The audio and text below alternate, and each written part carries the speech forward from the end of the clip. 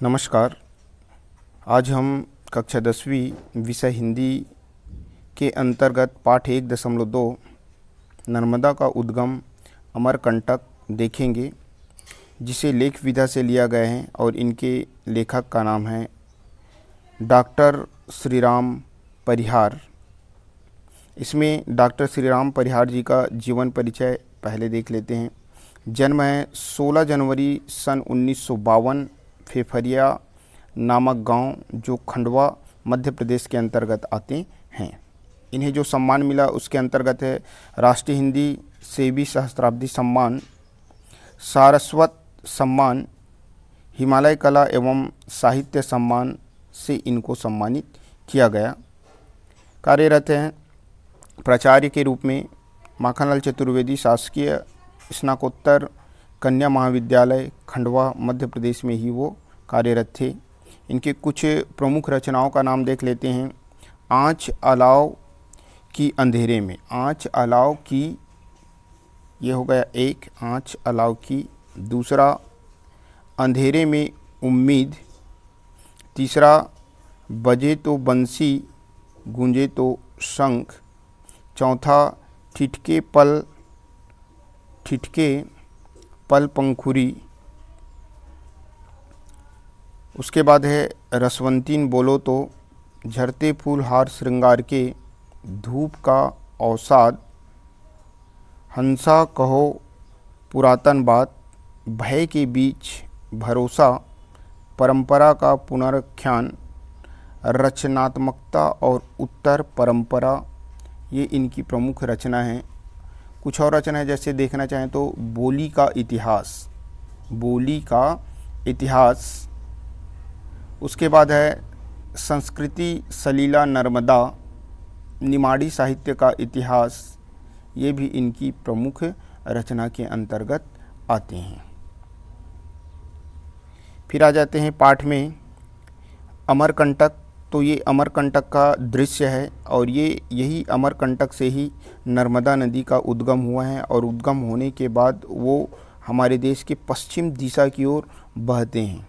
पश्चिम दिशा में बहते हुए ये मध्य प्रदेश से गुजरात में प्रवेश करते हैं और गुजरात में प्रवेश करके खंभात की खाड़ी में इनका विसर्जन हो जाता है।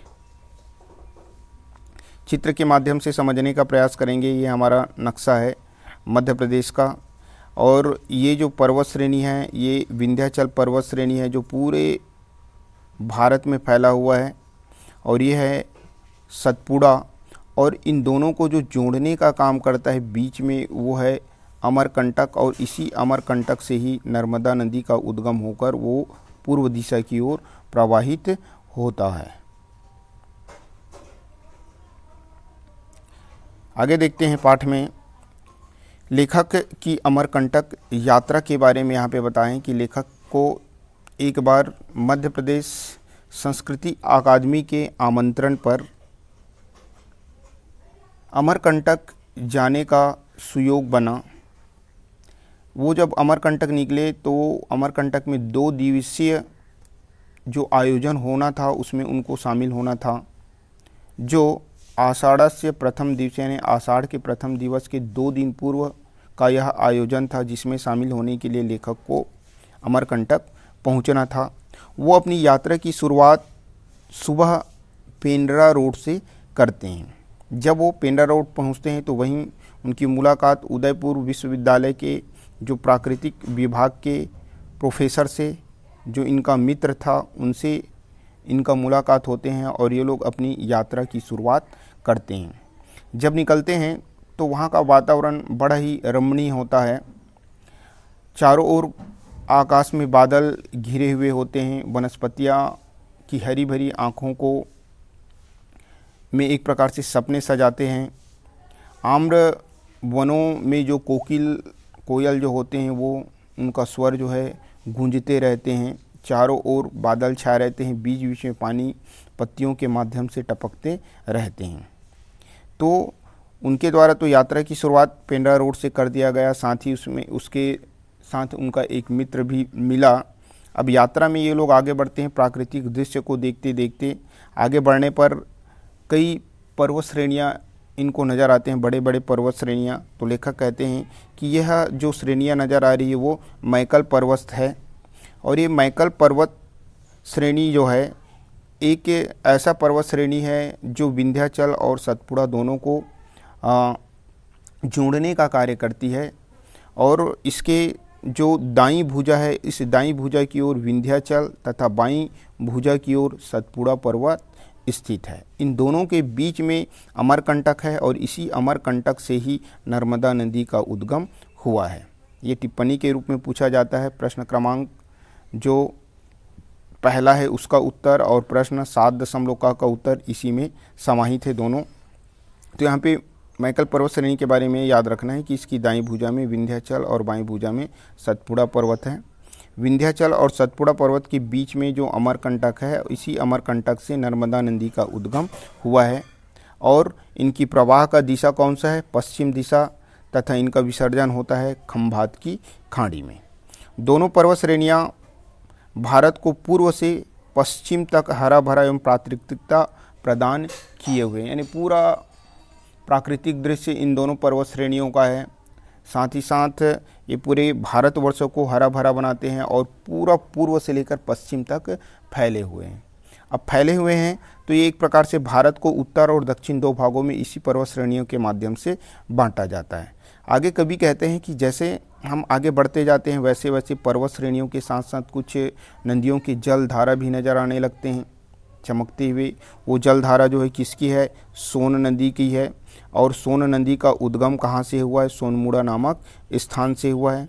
और इनकी प्रवाह की दिशा कौन सा है? पूर्व, जबकि नर्मदा की प्रवाह की दिशा कौन सा था? पश्चिम। और ये विसर्जन यानी ये नदी जो है किस में जाके विसर्जित हो जाता है? गंगा नदी में जाकर अंततः मिल जाता है। हमारे जो छत्तीसगढ़ है, सरगुजा जिले के ऊपर की ओर से जाकर ये किस में मिल जाता है? गंगा नदी में मिल जाता है। तो मुख्य रूप से आपको याद रखना है नर्मदा के बारे में 3 चीज़ें मुख्य रूप से। एक, नर्मदा का उद्गम अमरकंटक, प्रवाह की दिशा पश्चिम बताना है, और विसर्जन कहाँ हुआ है? तो विसर्जन बताना है खंभात की खाड़ी जो अरब सागर के अंतर्गत आते हैं। सोन नदी के बारे में भी 3 चीज़ याद रखना है। उद्गम सोनमुड़ा, प्रवाह की दिशा इनका जस्ट विपरीत है यानी पूर्व, और विसर्जन हो जाता है गंगा नदी में। यहाँ पे 2 प्रश्नों का उत्तर हमको मिल जाता है। पहला प्रश्न है हमारे पास जो आपके बुक के अंतर्गत आते हैं, उसी को पढ़ देता हूँ मैं। विंध्याचल और सतपुड़ा को लेखक ने किस रूप में चित्रित किया है? तो विंध्याचल और सतपुड़ा को लेखक ने एक सौंदर्य युक्त पर्वत श्रेणी के रूप में चित्रित किया है जो मैकल पर्वत श्रेणी के अंतर्गत आते हैं। मैकल पर्वत श्रेणी के जो दाईं भुजा है उसमें विंध्याचल और बाईं भुजा में सतपुड़ा है। विंध्याचल और सतपुड़ा पर्वत के बीच में अमरकंटक है और इसी से नर्मदा नदी का उद्गम हुआ है। दोनों पर्वत श्रेणियां जो है भारत को पूर्व से पश्चिम तक हरा भरा और प्राकृतिकता प्रदान किए हुए हैं। यही प्रश्न का उत्तर आपको लिखना है। साथ ही साथ प्रश्न क्रमांक हमारे पास 7 का जिसमें मैकल पर्वत श्रेणी पर टिप्पणी बोला है, तो दोनों प्रश्नों का उत्तर यहीं पे हमको मिल जाएगा। चलिए आगे देखते हैं। अब प्रश्न क्रमांक 2 है वनवासियों का जीवन कैसा होता है? यानी अमरकंटक नर्मदा के आसपास जो लोग रहते हैं उनका जीवन कैसा होता है वनवासी लोगों का, उसके बारे में प्रश्न है। तो यहाँ पे क्या बोला जाएगा? वनवासियों का जीवन निर्द्वंद और शांतिपूर्वक, यानी बिना द्वंद के शांतिपूर्वक वे लोग अपना जीवन व्यतीत करते हैं। वनवासी महिलाएं जो हैं टोकरियों में जामुन और पके हुए आम बेचते हैं, यानी ये लोग टोकरियों में जामुन रखे रहते हैं और पके हुए आम को रखे रहते हैं, उसी को बेचकर ये लोग अपना जीवन यापन करते हैं। हालांकि ये लोग गरीब हैं और नर्मदा जो है उनकी देखरेख करते हैं। तो इस प्रश्न का उत्तर 2 नंबर में आएंगे। तो ऐसे ही आपको लिखना पड़ेगा कि वनवासियों का जीवन जो है निर्द्वंद और शांतिपूर्वक है। वनवासी महिलाएं टोकरियों में जामुन और पके आम बेचती है। लोग हालांकि गरीब है लेकिन नर्मदा उनकी देखरेख करती है। ये प्रश्न क्रमांक 2 का उत्तर हुआ। अब अपन आगे बढ़ते हैं। आगे बढ़ने पर अमरकंटक के बारे में यहाँ पे लेखक के द्वारा वर्णन किया जाता है लेखक कहते हैं कि ये जो अमरकंटक है यह मैकल पर्वत श्रेणी के अंतर्गत आता है, जो विंध्याचल और सतपुड़ा पर्वत को आपस में जोड़ती है। यानी मैकल पर्वत जो है विंध्याचल और सतपुड़ा को आपस में जोड़ने का काम करता है, क्योंकि आपको पता है कि इनकी जो दाईं भुजा है उस ओर विंध्याचल और बाईं भुजा की ओर सतपुड़ा पर्वत स्थित है, और बीच में कौन सा है, अमरकंटक पर्वत श्रेणी है, जहाँ से नर्मदा नदी का उद्गम हुआ है। तो यहीं पे बता रहे हैं कि नर्मदा का उद्गम स्थल यानी अमरकंटक जो है एक प्रकार से नर्मदा नदी का उद्गम स्थल है। यहीं से एक 11 कोणीय कुंड से, यानी 11 कोणी कुंड है, इसी कुंड से नर्मदा नदी का उद्गम हुआ है। यानी अमरकंटक में एक कुंड है, उसी 11 कोणी कुंड से ही नर्मदा नदी का उद्गम माना जाता है। और इस कुंड के चारों ओर 20 मंदिर हैं। लगभग कितने मंदिर हैं, 20 मंदिर हैं। और इस कुंड के पूर्व में अमलेश्वर शिव के मंदिर है। भगवान शंकर के जो अमलेश्वर शिव है उसी का मंदिर है। जल शिव के कंठ से निकलकर, यानी जो जल है भगवान शंकर के कंठ से निकलकर उस कुंड में एकत्रित होता रहता है। कुंड के बाद नर्मदा नदी का जल जो है एक प्रकार से भूमिगत हो जाता है, ज़मीन के अंदर समाहित हो जाती है, और अंदर ही अंदर लगभग 5 से 6 किलोमीटर दूर पश्चिम में कपिल धारा के पास इनकी जल धारा जो है प्रकट होती है। 5 से 6 किलोमीटर के अंतर्गत कोई भी जल नज़र नहीं आता। नर्मदा नदी कपिल धारा के पास 150 फीट की ऊपर से गिरती है। यहीं पर इनका पहला जलप्रपात बनता है, यानी 150 फीट की ऊंचाई से गिरते हुए प्रथम जलप्रपात यहीं पे बनाता है। उसके बाद नर्मदा का अन्य नाम भी याद रख लेना। नर्मदा को क्या नाम से जाना जाता है, माई रेवा, यानी रेवा के नाम से भी नर्मदा नदी को जाना जाता है। यहाँ पे प्रश्न क्रमांक जो तीसरा है उनका उत्तर यहाँ पे हमको मिलेगा। प्रश्न क्रमांक 3 क्या है ये भी देख लेते हैं। प्रश्न क्रमांक 3 है हमारे पास, अमलेश्वर के कंठ से ही नर्मदा निकली है, यह पंक्ति किस संदर्भ में कही गई है। तो यहाँ से लेकर यहाँ तक इस प्रश्न का उत्तर है। लेखक कहते हैं कि अमरकंटक से ही नर्मदा नदी का उद्गम हुआ है, यानी अमरकंटक जो है नर्मदा का उद्गम स्थल है। यहीं पे 11 कोणी एक कुंड है, इसी से नर्मदा का उद्गम हुआ है। और इस कुंड के चारों ओर 20 मंदिर है। इसके पूर्व में अमलेश्वर शिव जी का मंदिर है, और इसी शिव जी के कंठ से ही जल जो है गिरकर कुंड में एकत्रित होता है। चूँकि अमलेश्वर शिव के कंठ से ही जल गिरकर उस कुंड में एकत्रित हो रहा है, इसी कारण यहाँ पे कहा गया है, जो प्रश्न क्रमांक हमारे पास 3 है उनका उत्तर में ही पता चल रहा है कि अमलेश्वर के कंठ से ही नर्मदा निकली है, क्योंकि अमलेश्वर के कंठ से ही जल जो है गिरकर उस कुंड में एकत्रित हो रहा है। संभवतः इसी कारण से कहा गया है कि अमलेश्वर शिव के कंठ से ही नर्मदा का उद्गम हुआ है। ये चित्र के माध्यम से आपको समझाने का प्रयास करता हूँ। ये हमारा मध्य प्रदेश है, और मध्य प्रदेश के इस छोर में पूर्व दिशा में हमारा ये जो है छत्तीसगढ़ है। दोनों के लगभग बॉर्डर के पास है ये अमरकंटक। यानी रायपुर से अगर हम देखें तो रायपुर से अमरकंटक की दूरी लगभग 230 किलोमीटर है, 230 किलोमीटर की दूरी है। अब यहीं से अमरकंटक से ही किसका उद्गम हुआ है, नर्मदा नदी का। और ये इनकी प्रवाह की दिशा ये सफ़ेद दिखाया गया है। इस प्रकार से वो मध्य प्रदेश के लास्ट छोर होने के बाद वो गुजरात में प्रवेश करता है, और गुजरात में प्रवेश करके ये जो खंभात की खाड़ी है, खंभात की खाड़ी, इसी खंभात की खाड़ी में जाकर समुद्र में ये मिल जाती है। इस प्रकार से नर्मदा नदी जो है कहाँ से निकला, यानी अमरकंटक से, और पश्चिम दिशा की ओर प्रवाहित होकर खंभात की खाड़ी में विलय हो जाती है। ये इसमें पता चल रहा है। ये जबलपुर के पास एक भेड़ा घाट है, यहीं पे इनका प्रसिद्ध जलप्रपात है। ठीक है, ये हमारे छत्तीसगढ़ है, छत्तीसगढ़ से भी ज़्यादा दूर नहीं है। और हमारे मैकल पर्वत श्रेणी जो है छत्तीसगढ़ के अंतर्गत भी आते हैं। यहाँ पे भी स्पष्ट इनकी पर्वतें दिखाई देती है। उसके बाद अपन आगे बढ़ते हैं। आगे बढ़ने पर जो नर्मदा और सोन नदी का जो प्रणय कथा है, जो इनका प्रेम कथा है उनके बारे में यहाँ पे लेखक बता रहे हैं। लेखक कहते हैं कि दोनों के बीच जो प्रेम संबंध था उसके बारे में नर्मदा अपनी एक जो सखी है जिसका नाम है जूहीला, नर्मदा जो है अपने एक जो सहेली है जिसकी नाम है जूहीला, जूहीला को दूती बनाकर वो अपना प्रणय संदेश यानी प्रेम का संदेश सोनभद्र अर्थात सोन नदी के पास भेजती है। जूहीला नर्मदा का जो प्रणय संदेश लेकर सोन के पास चली जाती है जूलिया, और सोन के व्यवहार से प्रसन्न होकर वो नर्मदा का रूप धारण करके सोन का वरण कर लेती है, सोन से उन विवाह कर लेती है। सोन को इस रहस्य का जैसे ही पता चलता है कि उनके साथ धोखे से जूहीला ने जो है नर्मदा का रूप धारण करके उनके साथ वरण किया है, वो भी विरह में संतृप्त हो जाता है और पूर्व दिशा की ओर निकल जाता है। नर्मदा पश्चिम दिशा की ओर बहती है जबकि सोन जो है पूर्व दिशा की ओर बहते हुए निकल जाता है।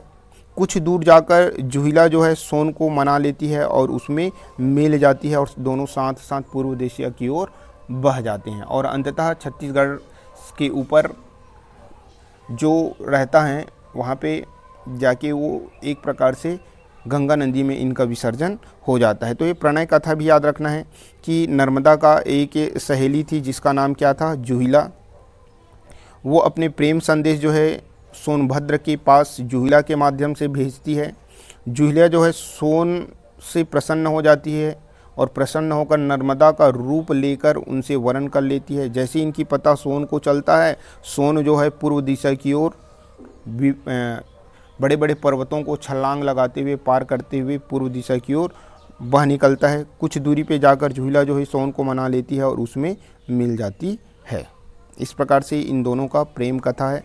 और नर्मदा नदी जो है रुष्ट होकर कौन सी दिशा में बह जाती है, वो पश्चिम में, जबकि उनका प्रेमी सोन जो है पूर्व की ओर बह जाता है।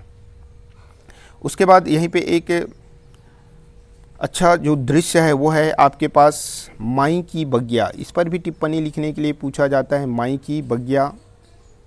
तो इसके बारे में आपको लिखना है कि सोन और नर्मदा की बाल सुलभ क्रीड़ा, उनकी भूमि, यानी बचपने में सोन और नर्मदा जब छोटे थे, बालक थे, तब यहीं ये दोनों क्रीड़ा करते थे, खेला करते थे। तो प्रश्न भी पूछा जा सकता है कि नर्मदा और सोन की बाल सुलभ भूमि कौन सी है, तो क्या बोलोगे आप, माई की बगिया। यह ऋषि मार्कंडे की तपोभूमि भी है। ऋषि जो मार्कंडे हैं यहीं पे तप किया करते थे, उनकी तपोभूमि भी माई की बगिया ही है। इसके आंगन में आम और सरई के पेड़ है, यानी माई की बगिया में मुख्य रूप से आम और सरई के पेड़ बगीचों के रूप में नजर आते हैं। एक साधु तीर्थ यात्रियों की आंखों में गुलाब कावली का अर्क, ये एक फेमस वृक्ष है और इनके जो अर्क होते हैं इनको आँखों में डाला जाता है तो आँखों की जो उष्णता है दूर हो जाती है, गर्माहट जो है दूर हो जाती है। माई की बगिया से नर्मदा भूमिगत होकर पश्चिम की ओर, माई की बगिया से ये भूमिगत होता है और पश्चिम की ओर लगभग 2-3 किलोमीटर दूर जाकर कपिल धारा के पास ये जो है नज़र आती है। वहाँ पे भी बताया गया है कि 5 से 6 किलोमीटर क्या हो जाता है, भूमिगत हो जाता है। कहाँ से हो जाता है, कुंड से 5-6 किलोमीटर, और कुंड से जैसे हम 2-3 किलोमीटर आगे बढ़ेंगे तो माई की बगिया मिलेगा। और माई की बगिया में ही ऋषि मार्कंडे का तपोभूमि है जहाँ मुख्य रूप से आम और सरई के पेड़ नज़र आते हैं। और एक प्रसिद्ध अर्क है जिसका नाम है गुलाब कावली का अर्क, जो आँखों में डाला जाता है यात्रियों के, और उनके जो आँखों की गर्मी है उनको उनके माध्यम से दूर किया जाता है। तो यहाँ पे माई की बगिया से नर्मदा जो है भूमिगत होकर पश्चिम दिशा की ओर लगभग 2 से 3 किलोमीटर के बीच कपिल धारा के पास इनकी जल धारा दिखाई देती है। तो टिप्पणी बोलेगा तो सबको यहाँ पे लिखना है। प्रश्न क्रमांक 7 का घ। यह है आपका माई की बगिया वर्तमान में। पुराने में चारों ओर केवल सरई और आम के वृक्ष नज़र आते हैं। यहाँ पे घेरा लगा दिया गया है। यहाँ पे गुलाब कावली के जो फूल है, जो पत्तियां हैं, पौधे हैं, वही नज़र आ रहे हैं। अब आगे देखते हैं अमरकंटक पर्वत के बारे में पुनः यहाँ पे क्या बताने का प्रयास किया जाता है लेखक के माध्यम से। लेखक कहते हैं कि जो अमरकंटक जो पर्वत श्रेणी है, ये पर्वत जो है अमरकंटक ने ही अपने आत्मा से नर्मदा को जन्म दिया है। ये कथन भी याद रखना है कि अमरकंटक ने अपनी आत्मा से नर्मदा को जन्म दिया है। साथ ही साथ अमरकंटक ने नर्मदा को जन्म देकर भारत को वरदान दिया है। दोनों कथन महत्वपूर्ण है। इससे रिलेटेड प्रश्न भी बना है कि अमरकंटक ने अपनी आत्मा से नर्मदा को जन्म दिया है। दूसरा, अमरकंटक ने नर्मदा को जन्म देकर भारत को वरदान दिया है। ये भी याद रखना है कि शिव कन्या यानी नर्मदा को भगवान शिव की कन्या के रूप में जाना जाता है। शिव कन्या नर्मदा का जल के रूप में अमृत धार है, यानी इनको अमृत के समान माना जाता है।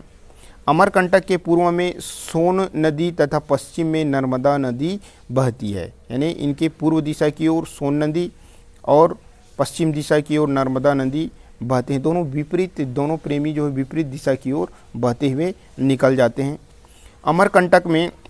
अमरकंटक से एक खनिज जिसका है नाम है एल्यूमिनियम Al निकलता है, जिसे उत्खनन करके बाल को भेजा जाता है। यही प्रश्न है। प्रश्न क्रमांक 4 बुक में, अमरकंटक ने अपनी आत्मा से नर्मदा को जन्म दिया है, पाठ के अनुसार स्पष्ट कीजिए। तो आपको याद रखना है इसमें मेन चीज़ जल के ही बारे में ही लेके अपने को वर्णन करना है। लेखक कहते हैं कि अनादिकाल से नर्मदा का जल अनवरत और अविराम प्रवाह मान है, यानी पता नहीं किस काल से नर्मदा का जल लगातार प्रवाहित हो रहा है, कभी भी वो रुका नहीं, हमेशा प्रवाहमान ही है। नर्मदा के कुंड से अमरकंटक, जो अमरकंटक है पर्वत, मान लीजिए ये पर्वत है ना, ये पर्वत श्रेणी है हमारा। इस पर्वत श्रेणी के निचले भाग में कौन सा है? नर्मदा नदी का कुंड है। तो वही बोलने का प्रयास किया है कि नर्मदा नदी के कुंड से अमरकंटक का शिखर, यानी ये जो शिखर है पर्वत की शिखर, वो ऊंचे रहेंगे और आसपास की भूमि थोड़ी क्या है? ऊंची है। इस भूमि से जल जो है धीरे धीरे निरंतर किसमें आकर एकत्रित हो जाते हैं? नर्मदा कुंड में एकत्रित हो जाते हैं। इसी कारण से कहा गया है कि अमरकंटक ने अपनी आत्मा से नर्मदा को जन्म दिया है। क्यों? क्योंकि नर्मदा में जो जल आता है वो जल जो है अमरकंटक पर्वत जो है, उन पर्वत यानी अर्थात पहाड़ों से या ऊंची ऊंची भूमि से ही जल एकत्रित होकर नर्मदा के कुंड में जाकर एकत्रित हो जाते हैं। इसी कारण कहा गया है कि अमरकंटक ने अपनी आत्मा से नर्मदा को जन्म दिया है। ये जल के बारे में ही वर्णन करना है कि कुंड में जल कहाँ से आता है। तो वही कि इसमें अनादिकाल से प्रवाहित हो रहा है जल, हमेशा प्रवाहमान है। साथ ही साथ अमरकंटक की जो ऊंची ऊंची पर्वत है और आसपास की जो ऊंची भूमि है, वहाँ से जल जो है गिरकर नर्मदा के कुंड में एकत्रित होता है। इसी कारण से कहा गया है कि अमरकंटक ने अपनी आत्मा से नर्मदा को जन्म दिया है। उसके बाद है प्रश्न क्रमांक जो पाठ से आगे वाले में यानी नीचे में जो दिया गया है, वो प्रश्न क्रमांक 3 का उत्तर देख लेते हैं। अमरकंटक में नर्मदा को जन्म देकर भारत को वरदान दिया है, यानी अमरकंटक ने नर्मदा को जन्म देकर भारत को क्या दिया है? वरदान दिया है। ऐसा क्यों कहा गया है? तो इसके बारे में देख लेते हैं। मध्य प्रदेश यानी मध्य भारत की नदियों में अमरकंटक से निकलने वाली जो नर्मदा नदी का अपना अलग इतिहास और महत्व है। यानी अमरकंटक से बहुत सी नदियाँ निकली हैं, उनमें से जो नर्मदा नदी निकली है उनका अलग ही इतिहास और महत्व है। अब यहाँ के पेड़ पौधे के बारे में बता देना कि यहाँ मुख्य रूप से जामुन, आम, सरई और दुर्लभ गुलाब कावली के पुष्पों के वृक्ष क्षेत्र में उपलब्ध है। पहले आप बताओगे कि अमरकंटक में जो बहुत सारी नदियाँ निकली हैं उनमें से नर्मदा नदी का अपना अलग ही इतिहास है, उनका अलग ही महत्व है। उसके बाद उस क्षेत्र के पेड़ पौधों के बारे में बता देना कि इस क्षेत्र में जामुन, आम, सरई और दुर्लभ जो गुलाब कावली के पुष्प है, पुष्प के वृक्ष इस क्षेत्र में उपलब्ध होते हैं। उसके बाद आपको बता देना है कि इस क्षेत्र में जो ऋषि मुनियों हैं, देवी देवताओं की भूमि, खनिजों के भंडार से भी परिपूर्ण है। यहाँ कृषि और उद्योगों का आधार है। अपने सांस्कृतिक और पौराणिक महत्व के कारण भारत के लिए यह किसी वरदान से कम नहीं है। यानी इसमें एक तो बताया गया है कि विभिन्न नदियों में से नर्मदा का इतिहास और महत्व अलग है। साथ ही साथ पेड़ के अंतर्गत इसमें जामुन, आम, सरई और गुलाब कावली के पुष्प के दुर्लभ फूल यहाँ उपलब्ध होते हैं। साथ ही साथ इस भूमि को क्या बोला गया है, ऋषि मुनियों की भूमि, देवताओं की भूमि। यहाँ खनिज का भी भंडार है, मुख्य रूप से एल्युमिनियम जो निकलते हैं इनका भंडार है। और ये खनिज जो है कृषि और उद्योगों का आधार है। ये अपने सांस्कृतिक और पौराणिक महत्व के कारण भारत के लिए किसी वरदान से कम नहीं है। सोनमुड़ा पर्वत के बारे में, सोनमुड़ा के बारे में टिप्पणी बोला जाएगा तो आपको यहीं से वर्णन करना, यहाँ से लेकर यहाँ तक। लेखक क्या कहते हैं कि सोनमुड़ा, आपको पता है कि सोनमुड़ा के बारे में और जिक्र हो चुका है। यानी सोनमुड़ा क्या है, सोन नदी का उद्गम स्थल। तो बोलेंगे कि सोनमुड़ा पर्वत से ही सोन नदी का उद्गम हुआ है। यहाँ से थोड़ी दूर जाकर सैकड़ों फीट की ऊंचाई से, यानी लगभग 150 फीट की ऊंचाई से सोन नदी का पहला जलप्रपात बनता है। ये नर्मदा नदी वाला है, लगभग उतने ही आसपास इनका भी है। तो लगभग सैकड़ों फीट की ऊंचाई से गिरकर सोन नदी का पहला जलप्रपात पूर्व दिशा की ओर बनता है। सोन अमरकंटक का गर्व है, ऑब्जेक्टिव के रूप में है, खाली स्थान अमरकंटक का गर्व है। तो सोन जो है अमरकंटक का गर्व है। ये टिप्पणी के रूप में पूछेगा तो इतना ही बता देना कि सोनमुड़ा पर्वत जो है क्या है, सोन नदी का उद्गम है। यहीं से कुछ दूरी जाकर पूर्व दिशा की ओर सैकड़ों फीट की ऊंचाई पर सोन नदी का पहला जलप्रपात बनता है और सोन अमरकंटक का गर्व है। अब आ जाते हैं कपिल ऋषि की तपस्या भूमि के बारे में। नर्मदा कुंड से लगभग 6 किलोमीटर की दूरी पर, जो कुंड है वहाँ से 6 किलोमीटर की दूरी पर कपिल ऋषि की जो तपस्या भूमि है वो स्थित है। यहाँ लगभग 150 फीट की ऊंचाई पर नर्मदा का पहला जलप्रपात बनता है। अब आप केयर कीजिए कि नर्मदा का जो पहला जलप्रपात कहाँ पे बनता है, कपिल ऋषि की तपस्या भूमि पर बनता है। जबकि सोनमुड़ा यानी सोन नदी का पहला प्रपात कहाँ पे बनता है, सोनमुड़ा के आसपास बनता है। ठीक है, तो ये कपिल ऋषि में याद रखेंगे कि 150 फीट की ऊंचाई पर नर्मदा नदी का पहला जलप्रपात बनता है। उसके बाद है कपिल धारा से नर्मदा का जल पत्थरों से टकराकर अनेक धाराओं में बट जाती है। यानी कपिल धारा से जैसे ही आगे निकलता है वहाँ पे नर्मदा का जल के रास्ते में बहुत सारे पत्थर आते हैं। उन पत्थरों से टकराकर इनकी जल धारा जो है कटकर विभिन्न दिशाओं में, विभिन्न धाराओं में बह जाती है। ऊपर से नीचे तेज गति से बहने के कारण नर्मदा का जल दूधिया हो जाता है। यानी तेज गति से टकराव के कारण, तेज गति से बहने के कारण नर्मदा का जल जो है क्या हो जाता है, दूधिया हो जाता है। और यहाँ से नर्मदा का जल जो है खंभात की खाड़ी तक दूधिया ही माना जाता है।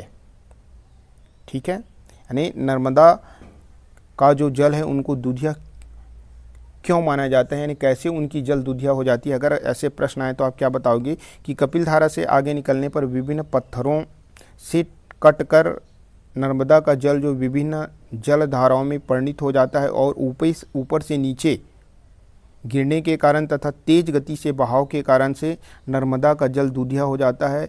यहाँ से यानी कपिल धारा से नर्मदा का जल जो दूधिया होकर लास्ट छोर यानी खंभात की खाड़ी में गिरने तक दूधिया ही नज़र आता है। अब यहाँ पे एक वनवासी स्त्रियों के लिए एक प्रश्न बनेगा, प्रश्न क्रमांक 6, नर्मदा सूख जाएगी तो हम लोग कैसे बच सकेंगे।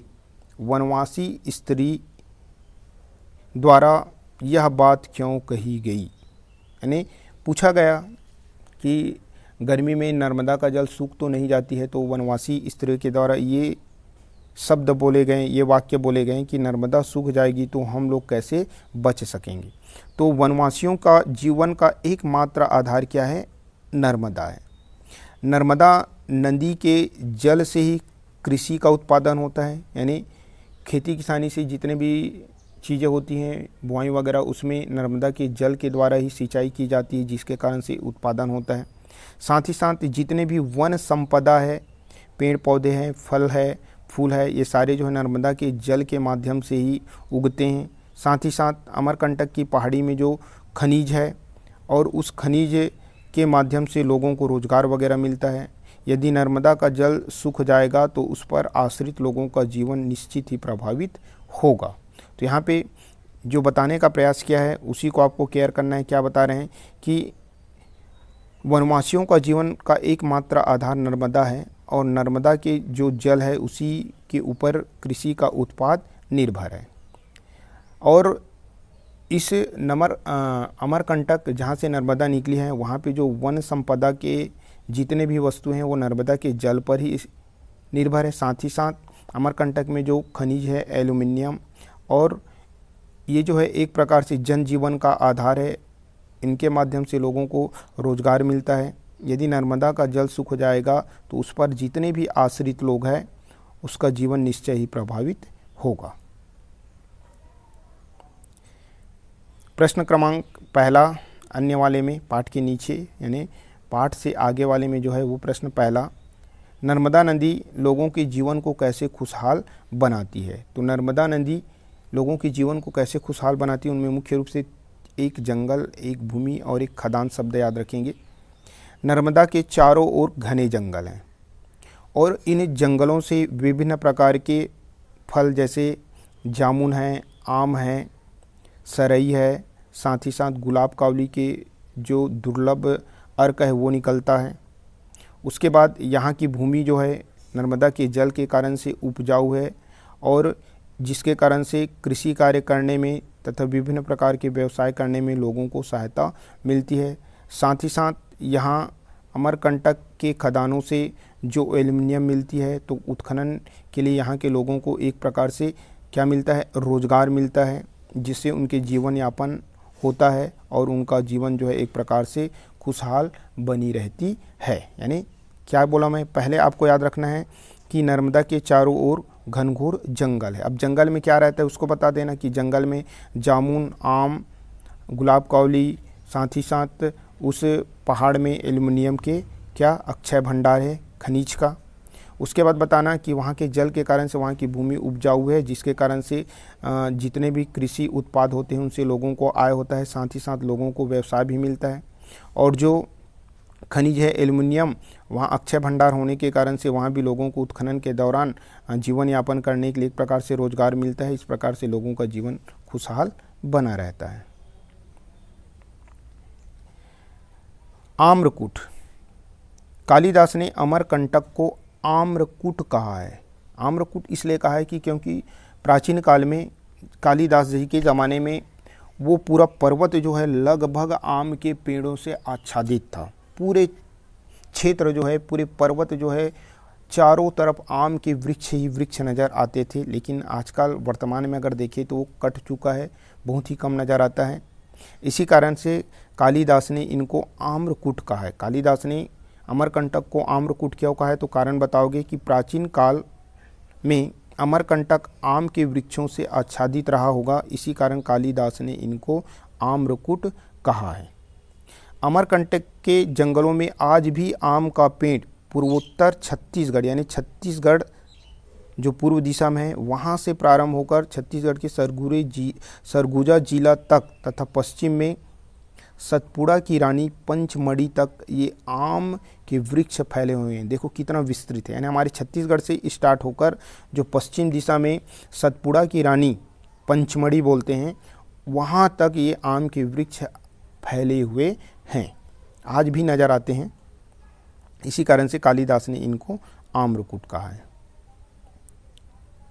नेक्स्ट प्रश्न है प्रश्न क्रमांक 2, नर्मदा का उद्गम अमरकंटक पाठ में वर्णित नैसर्गिक सौंदर्य यानी सौंदर्य को बताना है। सौंदर्य क्या है, पर्वतों का है, पहाड़ों का है, तो इन्हीं चीज़ों को लेके अपने को वर्णन करना है कि अमरकंटक की समतल भूमि पर नर्मदा का उद्गम है, शुरू में बताएंगे। और यहाँ पे बता सकते हैं कि विंध्याचल सतपुड़ा की अंजूरी के मध्य से यानी दोनों के बीच में जो मैकल पर्वत श्रेणी है जिसके अंतर्गत अमरकंटक आते हैं, वहीं के मध्य नदी का जल जो है लहर लहर होता है। ये जल को केयर कर लेना है। प्राकृतिक सौंदर्य में यहाँ की घाटी, घने वन, झाड़ी हैं। ऊंचे ऊंचे पर्वतों के बीच नर्मदा बहती हुई जलप्रपात बनाती है जिसे भेड़ा घाट के नाम से जाना जाता है। पर्वत श्रृंखला से घिरी जलधारा चांदी के समान चमकती है। उसके बाद मार्कंडेय ऋषि के बारे में वर्णन करना। मार्कंडेय जो ऋषि है उनकी तपोभूमि में जामुन, आम, सरई तथा गुलाब, कावली वाला भी बोला जा सकता है, दुर्लभ प्रजाति के पुष्प यहाँ पाए जाते हैं। और इस प्रकार से मार्कंडेय ऋषि के आसपास के जितने भी जो ज़मीन है वहाँ एक प्रकार से विशेष पेड़ों से सुसज्जित है। बादलों की गर्जना, बिजलियों की चमक देख लगता है कि कोई आँख मिचौली की लीला कर रहा है। वातावरण शांत और आरोग्यप्रद है, अतः आश्रित लोगों का जीवन खुशहाल है। भूमि उपजाऊ, सांस्कृतिक पौराणिक महत्व को बनाए हुए सौंदर्य अनुपम है। यानी यहाँ पे एक क्वेश्चन आ चुका है, तीनों सेट में आया था, शायद मेरे ख्याल से 2018 में ABC तीनों में आया था और मॉडल आंसर के रूप में इनको दिया गया था माध्यमिक शिक्षा मंडल में, वही उत्तर यहाँ पे लिखा गया है। तो आप केयर करेंगे तो पहले तो बताएंगे कि अमरकंटक के समतल भूमि से नर्मदा नदी का उद्गम हुआ है, ये आपको उद्गम शब्द पकड़ना है। साथ ही साथ बताना है कि जो विंध्याचल है और सतपुड़ा पर्वत दोनों के बीच में मैकल पर्वत श्रेणी जिसके अंतर्गत अमरकंटक आते हैं, यहीं से ही नर्मदा का उद्गम होकर इनकी जल जो है लहर लहर करते हुए आगे बढ़ते हैं। और वनों के बारे में बता देना कि यहाँ के वन जो है बहुत ही सघन है, हरे भरे हैं और बड़े बड़े जो पहाड़ है, पर्वत हैं, ऊंचे ऊंचे उन पर्वतों के बीच से नर्मदा नदी निकलते हुए जलप्रपात बनाती है, फेमस जलप्रपात जिसका नाम है क्या, भेड़ा घाट। और ये जो पर्वत श्रेणियाँ जो है जब जलधारा इनसे बहती है तो वो चांदी के समान दिखाई देती है। तो नर्मदा नदी के जल के बारे में, वन के बारे में और आसपास के ऊंचे पर्वतों के बारे में लिखना है। उसके बाद ऋषि मार्कंडेय के बारे में बताना है कि इसके जो तपोभूमि है वहाँ पे जामुन, आम, सरई और के जंगल आच्छादित हैं। साथ ही साथ वहाँ दुर्लभ गुलाब, कावली के जो पुष्प है वो पाए जाते हैं, वही वाला जो यात्रियों के आँख में डाले जाते हैं जिनसे उनकी आँखों की जो गर्मी जो है दूर हो जाती है। साथ ही साथ इस क्षेत्र के वातावरण में बोलेंगे तो पर्वतों से, पेड़ पौधों से आच्छादित होने के कारण बादल जो है गरजते रहते हैं, बिजलियाँ चमकते रहते हैं और बीच बीच में हमेशा बारिश होती रहती है। यानी प्रकृति एक प्रकार से आँख मिचौली का लीला करते रहते हैं। इस क्षेत्र का वातावरण पूरा शांत और आरोग्यप्रद है, अतः आश्रित लोगों का जीवन कैसा है, खुशहाल है। भूमि भी कैसी है, उपजाऊ है, सांस्कृतिक एवं पौराणिक महत्व को बनाए हुए हैं और इनका सौंदर्य जो है कैसा है, अनुपम है। ये प्रश्न का उत्तर हो गया। एक और प्रश्न है, अविवेकपूर्ण व अंधाधुंध खनन से अमरकंटक क्षेत्र के प्राकृतिक पर्यावरण को किस प्रकार नुकसान हो रहा है। आपको पता है कि अमरकंटक में एक एक खनिज पदार्थ पाए जाते हैं जिसका नाम क्या है, एल्यूमिनियम। खनिज संपदा खनन किया जा रहा है, एल्यूमिनियम जो बालकों को जाता है, ये आपको याद रखना है। तो अमरकंटक क्षेत्र खनिज संपदा से भरपूर है, वन संपदा से भी लदा हुआ है। वन के बारे में बता सकते हैं कि चारों ओर क्या बोल सकते हैं, हरे हरे पेड़ पौधे उगे हुए हैं जिसमें जामुन है, सरई है, आम है और दुर्लभ गुलाब, कावली के पेड़ हैं। इनके बारे में जो आगे लिखे थे उनको भी आप यहाँ पे लिख सकते हैं। साथ ही साथ यहाँ एल्यूमिनियम का भंडार है, परंतु मनुष्य अपने स्वार्थ प्रवृत्ति के कारण से पर्यावरण को नुकसान पहुँचा रहा है। जंगल नष्ट कर खनिज का खनन किया जाता है, पहाड़ों को काटकर ट्रालियों में खनिज पदार्थों का परिवहन किया जाता है। आवश्यकता के चलते मानव के अति मानवता दिखाई है जिससे नैसर्गिक पर्यावरण में असंतुलन कायम हो गया है। क्योंकि जंगल काटे जा रहे हैं, पहाड़ खोदे जा रहे हैं तो स्वाभाविक पर्यावरण क्या होंगे, असंतुलित होंगे। उत्खनन व्यापार ऐसा हो जिससे प्राकृतिक सौंदर्य बना रहे, अमरकंटक की सुंदरता बरकरार रहे, नहीं तो अकाल्पनिक नुकसान होगा। भूकंप प्रलय की संभावना से बच नहीं सकते। यानी यहाँ पे ये बताने का प्रयास किया है कि उत्खनन के बारे में बताएंगे कि अमरकंटक पर्वत में खनिज संपदा का भंडार है, यहाँ एल्युमिनियम का बहुत ही भंडार है और मनुष्य जो अपने स्वार्थी प्रवृत्ति के कारण से एल्युमिनियम का उत्खनन करके यहाँ के पर्यावरण को नुकसान लोगों के द्वारा पहुंचाया जा रहा है, वनों को काटा जा रहा है तथा वहां से एल्यूमिनियम खनिज काट निकाला जा रहा है तथा इनको ट्रालियों में भरकर इस खनिज संपदा का परिवहन किया जा रहा है।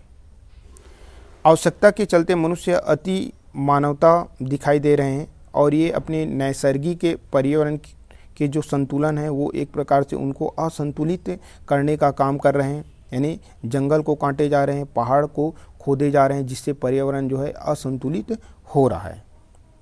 यहाँ पे आगे बता रहे हैं कि उत्खनन व्यापार ऐसा होना, यानी आपको खनना ही है, खनिज अगर निकालना है तो इस प्रकार से निकालना चाहिए कि प्रकृति को कोई नुकसान नहीं होना चाहिए, प्रकृति का सौंदर्य बना रहना चाहिए और अपनी आवश्यकता की पूर्ति भी हो सके। अमरकंटक की सुंदरता हमेशा बरकरार रहे। अगर ऐसा नहीं करेंगे तो अकाल्पनिक नुकसान हो सकता है। क्या पता कि यहाँ भूकंप आने की संभावना से भी नहीं बचा जा सकता, भूकंप भी आ सकता है। यहाँ पे व्याकरण के अंतर्गत एक टॉपिक है निपात, इनको भी देख लेते हैं। निपात में क्या है? वे शब्द जो किसी वाक्य के शब्दों के साथ जुड़कर उनके अर्थ में विशेष बल प्रदान करता है, उन शब्दों को निपात कहते हैं। अगर हम देखें उदाहरण में, यानी ये शब्द जो है एक वाक्य रहेगा, वाक्य में जो मुख्य शब्द रहेंगे विशेष तौर पे संज्ञा सर्वनाम, उनके बाद ये जुड़ेगा और जुड़कर उस शब्द को विशेष अर्थ प्रदान करेगा। जैसे उदाहरण नंबर 1, अमरकंटक तो पहले भी जाना हुआ था। यहाँ पे देखिए तो शब्द किस पे जोर दे रहा है? अमरकंटक। अमरकंटक पहले भी जाना हुआ था ऐसा बोल सकते हैं, लेकिन यहाँ पे बोला जा सकता है अमरकंटक तो, यानी विशेष जोर दिया जा रहा है। अमरकंटक तो पहले भी जाना हुआ था। ये पहले यानी पहले शब्द के बाद भी और अमरकंटक के बाद तो, ये दोनों जो है निपात है और ये जो है इस शब्द को जोर देने का प्रयास कर रहा है। यहाँ पे दूसरा उदाहरण, अमरकंटक के कंठ से ही, यानी स्पष्ट बता रहा है कि अमलेश्वर के कंठ से ही, अमलेश्वर जो शिव है उनके कंठ से ही, वहीं से ही नर्मदा निकली है, यानी यही शब्द जो है इनके ऊपर जोर दे रहा है। मुझे गणित ही कठिन लगता है, यानी जितने सब्जेक्ट है उनमें से गणित पर ही जोर दे रहा है कि गणित ही उनको कठिन लगता है। तो यहाँ पे हम बोल सकते हैं कि तो, भी और ही, ये शब्द क्या है? निपात है, जो जिस शब्द के बाद जुड़ता है उसी शब्द के ऊपर वो जोर देता है। तो इसको भी याद रख लेना, ऑब्जेक्टिव वगैरह में या अदर में आ सकता है। उसके बाद अपन देख लेते हैं पेपर से रिलेटेड 2018, 19 और 20 3 साल ही हुआ है, इसमें क्या क्या है इस चैप्टर से। ये देखो, ये 4 नंबर में आए हैं जिसको मैं आपको समझाया था। ये दोनों प्रश्न नर्मदा का उद्गम, अमरकंटक के प्राकृतिक सौंदर्य के बारे में, यानी पेड़ पौधे, पर्वत, जलप्रपात, ऋषि मार्कंडे के बारे में इसमें वर्णन करना था। अभी लास्ट में समझाया था कि अविवेकपूर्ण अंधाधुंध खनन से अमरकंटक के पर्यावरण को किस प्रकार से नुकसान हो रहा है, यानी खनिज के उत्खनन के बारे में यहाँ पे आपको वर्णन करना है। उसके बाद है 18A, इसमें मेरे ख्याल से एक भी क्वेश्चन नहीं है यहाँ से। उसके बाद है 19A में यहाँ पे पुनः 4 नंबर के ये जो प्रश्न आए, नर्मदा सूख जाए तो हम लोग कैसे बच सकेंगे, वनवासी स्त्री द्वारा यह बात क्यों कही गई, इनको भी मैं आपको समझाया। ये 4 नंबर का है यहाँ से अमरकंटक से। उसके बाद ये 4 नंबर में वही प्रश्न इसमें भी रिपीट होगा, 4 नंबर वाले चेंज नहीं होते, तीनों सेट में आए हैं। उसके बाद 2020 में देख लेते हैं। 2020 में कौन सा है? ये वाला क्वेश्चन आया है, अमरकंटक ने अपनी आत्मा से खालिस्तान को जन्म दिया है। तो सुने होंगे तो स्पष्ट आपको पता चल जाएगा, अमरकंटक ने अपनी आत्मा से नर्मदा को जन्म दिया है। उसके बाद और प्रश्न तो नहीं है। यहाँ पे ऑब्जेक्टिव में एक और क्वेश्चन है आपके पास, खालिस्तान कंठ से ही नर्मदा निकली है, यानी अमलेश्वर के कंठ से ही नर्मदा निकली है। यहाँ पे ये पाठ से है। सोन के उद्गम को खालिस्तान कहते हैं। सोन के उद्गम स्थल को क्या बोलते हैं? सोनमुड़ा कहते हैं। ठीक है, इस प्रकार से हमारा ये चैप्टर हो गया। विश्वास करता हूँ कि आप लोगों को समझ में आया होगा। इसमें पूरा व्याख्या के साथ साथ जितने भी प्रश्न हैं, सारे प्रश्नों का उत्तर, साथ ही साथ मॉडल पेपर यानी पिछले जो पेपर हुए उनके सारे प्रश्न यहाँ से जो आए हैं उनको भी समाहित करने का प्रयास किया गया है। अगर आपको अच्छा लगे तो वीडियो को लाइक कर सकते हैं, शेयर कर सकते हैं। अगर आप सब्सक्राइब करेंगे तो आपके पास मेरे द्वारा जो भी वीडियो डाला जाएगा वो वीडियो तुरंत आपके पास पहुंच जाएगा।